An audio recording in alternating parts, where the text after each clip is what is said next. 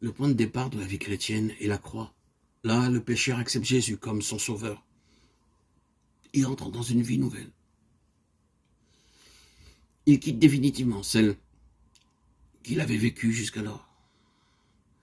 L'Écriture sainte présente ces deux vies comme étant très distinctes l'une de l'autre. Comme tous meurent en Adam, de même aussi tous revivront en Christ. 1 Corinthiens 15, 22. Dieu considère la race humaine tout entière en ses deux représentants, Adam et Christ. Par Adam, le péché est entré dans le monde. Par Christ, le salut est parvenu aux hommes. Le pécheur est en Adam, le croyant est en Christ. En Adam, nous sommes ce que la nature nous a fait. En Christ, nous sommes ce que la grâce nous a fait. En Adam, nous avons été engendrés. En Christ, nous avons été régénérés. En Adam, l'homme a été ruiné par le péché. En Christ, l'homme a été racheté par le sacrifice du calvaire. En Adam, tout est péché, obscurité, mort. En Christ, tout est justice, lumière et vie. Ces deux états forment une antithèse absolue. Ils engendrent des vies diamétralement opposées. On ne peut pas vivre l'une et l'autre à la fois. Il faut choisir.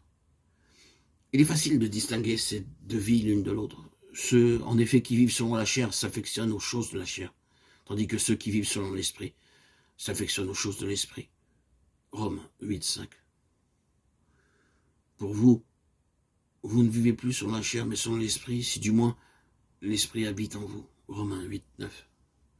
Le caractère de l'ancienne vie est la chair, et le caractère de la nouvelle vie est l'esprit.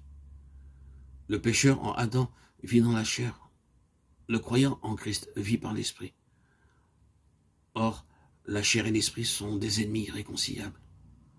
Car la chair a des désirs contraires à ceux de l'esprit, et de l'esprit en a de contraires à ceux de la chair.